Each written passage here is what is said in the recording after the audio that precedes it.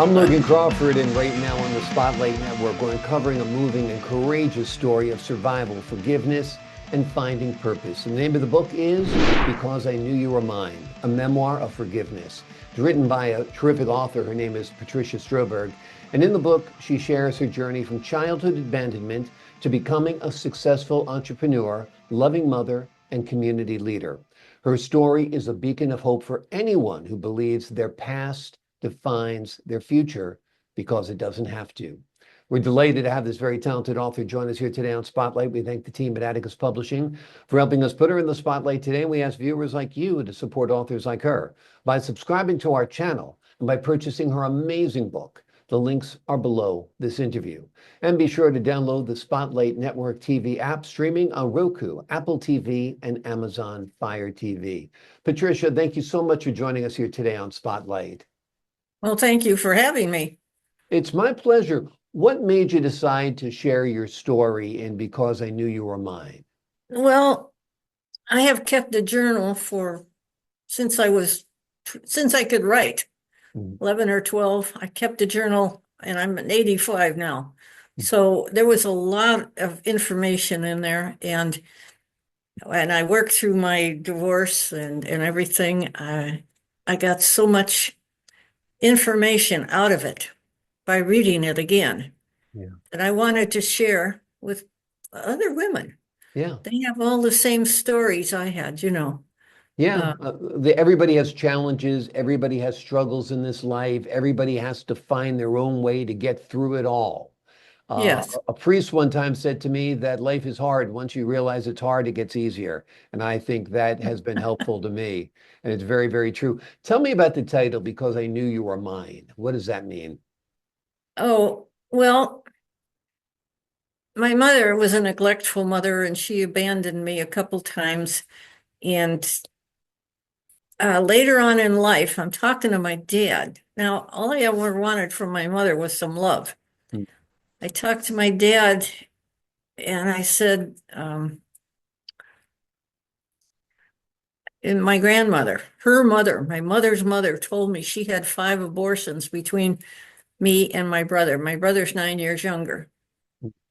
And I said, so I talked to my dad one day, and I said, I asked him about that. Was that the truth? And I says, okay, so mom didn't want any kids. How come she didn't abort me? He says, because I wouldn't give her the $50. This is in 1940. Wow. I says, really? So why not? Because I knew you were mine. Yeah. So I thought, my poor dad, he lived with a bipolar woman, immature woman, didn't want kids, had kids, didn't know what to do. She actually hated me, I think, for a long time. Yeah. Maybe resented you because she couldn't have the life she wanted or envisioned, or, who knows, right? I mean, well, she did admit to me that she married my father for security. I don't think she really loved him ever. Yeah, So, amazing. But my dad was a good man. Yeah. But, in over his head, really. I'm sure it was tough on him being in a marriage like that. Yeah. What was the turning point for you in your journey from trauma to healing? What helped you turn it all around? Well, I've always tried to figure out my life. Why is it like this? I was always looking for the truth. Just tell me the truth, And once when we moved to California, my dad had my mother meet us here. I thought she was out of my life entirely by then. I felt betrayed by my dad. But he was always trying to keep the family together. That was his main thing. And she had left when I was 11 and taken my brother, who was 2. And that broke my heart. And then I didn't see her for 3 or 4 years. And then she started hanging around. I'm thinking, why is she hanging around? He said, oh, you're going to stay home today? Your mother's coming. I'm saying, what for? She's coming to see me? I didn't believe it. So as soon as she came, I said hello and said, I'm going. I got friends. We're going to do something. Anyway, when we moved to California, she met us at the Hotel Figueroa, downtown LA. Mm. Oh, God. So we went up to the room. Now I'm 15, now my brother's 6, and my dad had gotten custody of my brother and I because she was an unfit mother. The state Mm. of Ohio, came and talked to Right. me and said, who do you want to live with? I'm going, my dad, not my mother. My God, Right. I didn't trust her to walk down the street. So he'd got custody of him. So she met us. I think she missed my brother. Mm. He's now 6. We had a series of housekeepers and things like that. Um, anyway, she met us here.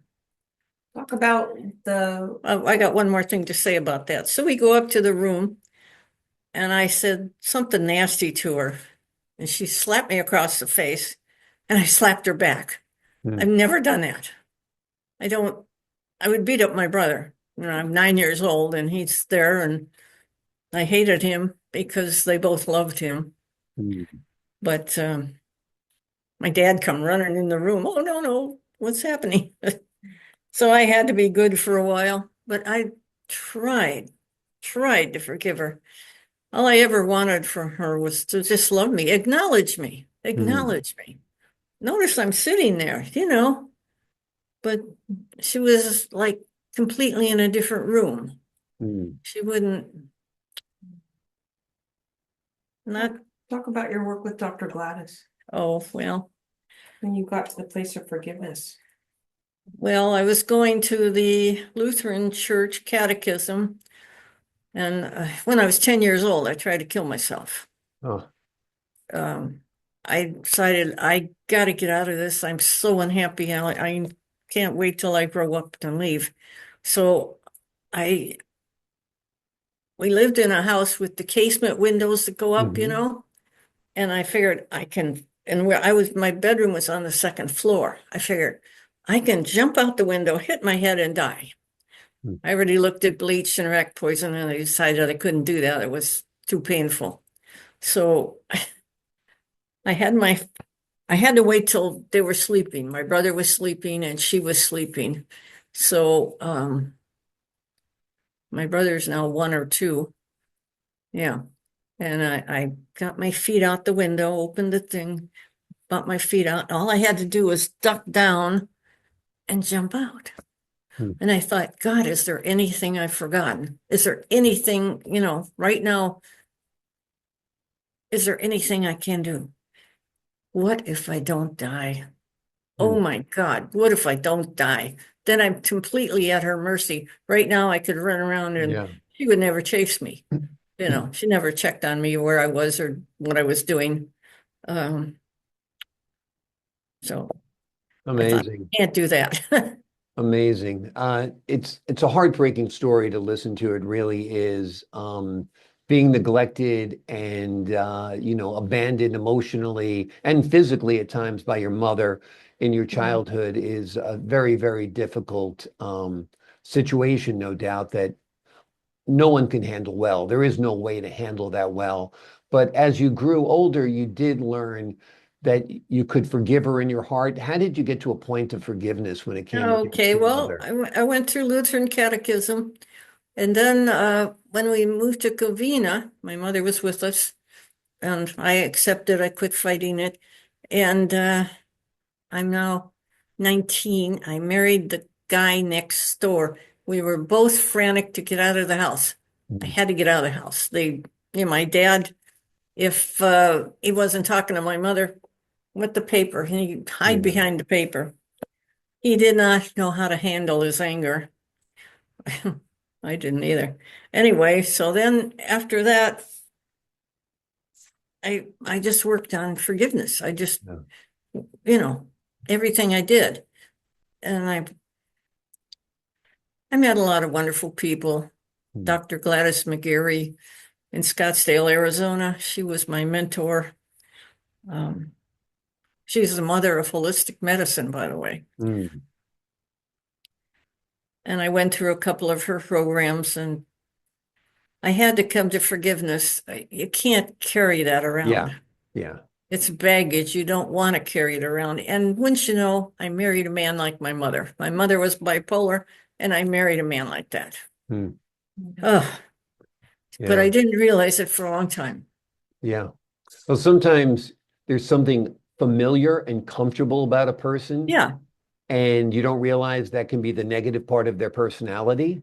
right, That's why you see a lot of people making similar mistakes, marrying the same type of person over and over right. again, and marrying someone like their mother or their father, because somebody not treating you the way you should be treated is comfortable to you. It's what you're used to. That's right. So, You yeah, accept them because yeah, they're weird too. exactly. So Did you take some of the adversity is said to build character, no doubt. And you had a lot of adversity in your life. You oh, I built a did. successful career. Do you feel that the strive to be successful was somehow fueled by the issues you had at home that you wanted to make your workplace, your professional life right? My professional life, I went to work for a wonderful company in South Del Monte, three brothers and a sister, and I grew up there. They were wonderful. I just blossomed. I didn't matter how much I made. They walked by and they'd pat me on the head. It was wonderful. So I only worked there 3 years, but it changed my life. Mm. Then I had my son. The light of my life was born, and I finally knew I would kill for something. I would Mhm. kill to save this child. Yeah. I never felt strongly about anything, but you have depression. It holds down all your emotions. Mhm. So finally, and I worked on myself. I knew there was problems.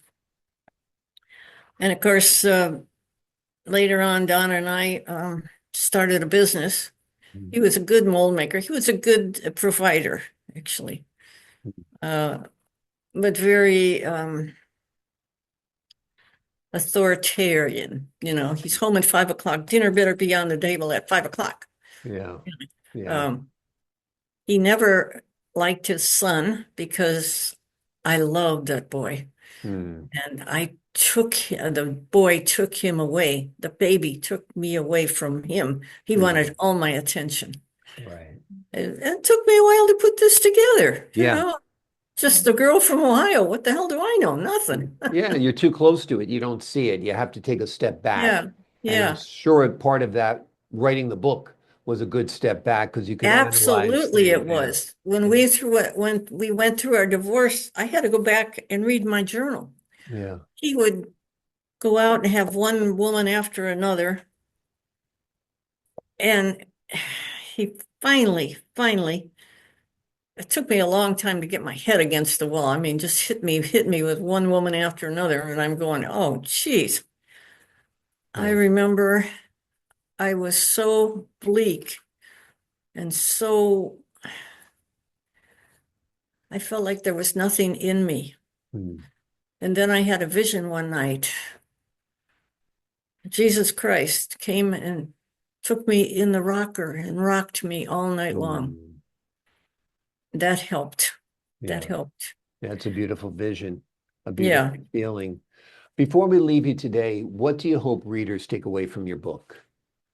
I hope they can see earlier than I did Mm. what was wrong in their life and everything. Now, I forgave my mother at 57 when I was 57 and she's 77. And she said, Patsy, that was the best thing you ever did for me. She Mm. lived to be 90. So, Wow. yeah, I said, you don't want to carry this on another lifetime, do you? Let's end it now. Let's get along now. And she agreed.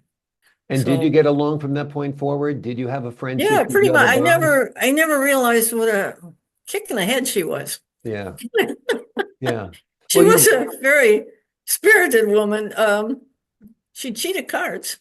About Well, people encouragement. have their troubles in their youth.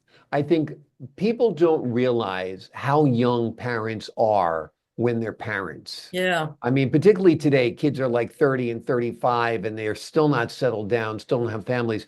Your mother was 20 when she Yeah. was your mother, and she's And still a I was child 19. herself. Yeah. Yeah. It's a big difference. And as you're older and you said you forgave your mother at 57 and she was 77. I mean, you're two different people at that point. You know, she's got her head together a little bit too at that point, I guess, right? Yeah. Well, she would write me these awful letters and apologize and beg for forgiveness. And this went on for years, Yeah. but She's I didn't probably, believe her. yeah. Well, you did forgive her eventually. I'm glad you did finally strike a happy note with her towards the end. And Oh, you I took, had to. I yeah. had to. And like you said, she was a kick in the head. You know, she was fun to be around at times. The name Yeah. of the book is Because I Knew You Were Mine, a memoir of forgiveness. It's written by a terrific author. Her name is Patricia Stroberg. She shares her journey from childhood abandonment to becoming a successful entrepreneur, loving mother, and community leader. Her story is a beacon of hope for anyone who believes their past defines their future, because it does not. Patricia, thank you so much for joining us here today on Spotlight. Well, thank you for interviewing me. You're a good interviewer. I appreciate that. Thank you, Patricia. I appreciate your candor and your insight. To the folks at home, I'm Logan Crawford, thanking you for your time this time. Until next time on Spotlight.